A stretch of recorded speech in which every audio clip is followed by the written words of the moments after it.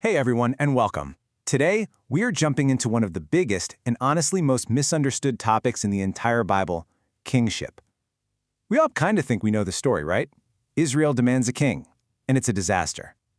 But what if that's not the real story at all? What if it's actually about a hidden promise? So let's start with the big question.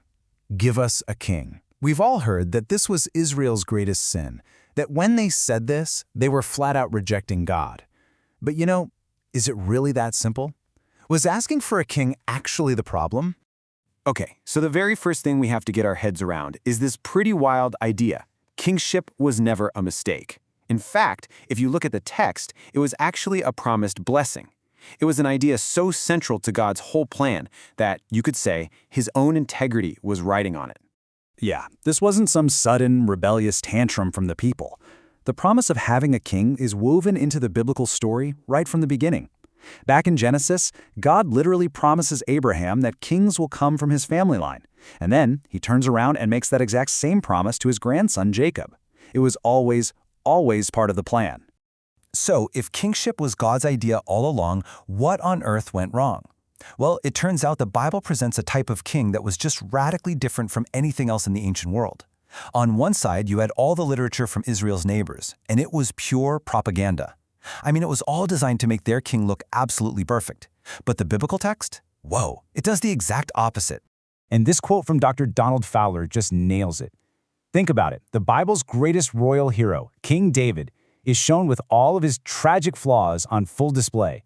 Like Dr. Fowler says, that is the furthest thing you can get from propaganda. The text isn't trying to sell you on some perfect human king. It's telling a much bigger story about God working through some seriously imperfect people. Okay, so that raises a huge question, right? If even the best of the best, like King David, were such massive failures, what was the model for kingship even supposed to look like? Who was the real propaganda-free ideal? And here is the twist. The ultimate model for a biblical king, it isn't who you think it is. It's not David, with the crown and the throne and all that, no. The true template, the ideal leader that the text holds up for everyone else to follow, is Moses. Now, I know, that might sound a little strange at first, but the biblical authors are incredibly intentional. They embed this whole constellation of royal language and imagery right into the story of Moses. Let's actually break down the case for King Moses. See, back in the ancient Near East, for a king to be seen as legitimate, he had to be three things: divinely chosen, divinely called, and divinely enabled. And Moses, he checks every single one of those boxes. The text goes out of its way to show that God specifically chose him, that he had this massive call story at the burning bush, and that God's Spirit was placed on him to lead. These are all hallmarks of a king. And get this, it's all in the symbolism. What does Moses carry around? A simple shepherd's staff. Well, guess what the ancient Egyptian hieroglyph for king was? A shepherd's staff. So when Moses walks in to confront Pharaoh, it's not just a shepherd versus a king. It's a battle of two scepters, two competing claims to royalty. It's amazing. And what about his character? The Bible says Moses was the meekest man on earth. And of course, we hear meek and we immediately think weak. But that's a total misunderstanding of the word. In the ancient world, meekness was a royal virtue. It meant that a king understood that his power came from God, and he acted with humility. It was the sign of a good king.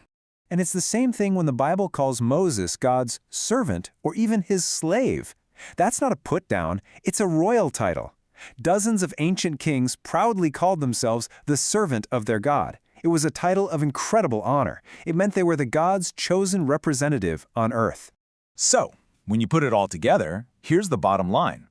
Moses is portrayed as a lawgiver, a shepherd, and as the one who transfers royal honor, the Hebrew word is hod, to his successor, Joshua.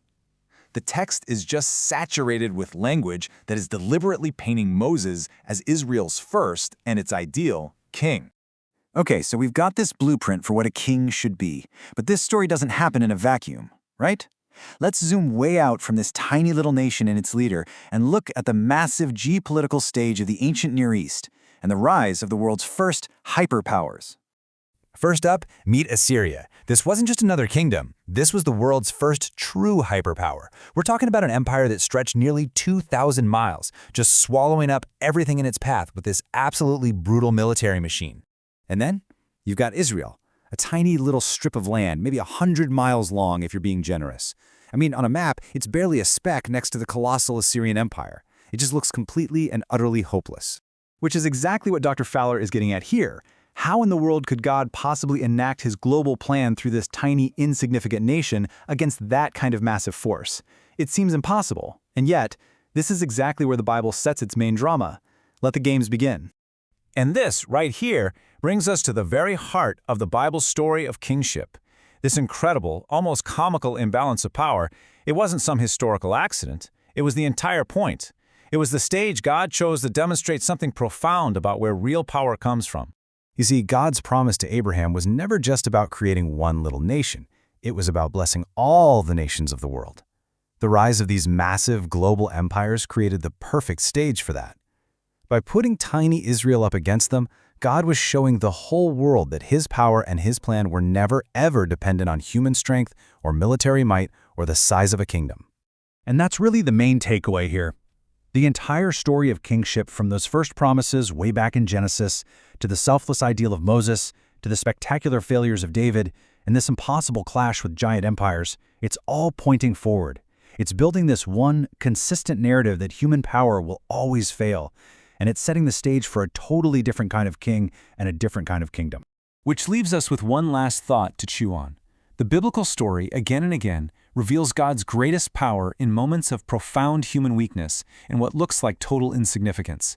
So the question for us then is, if that's true, where should we be looking for real power and real change in our own world today?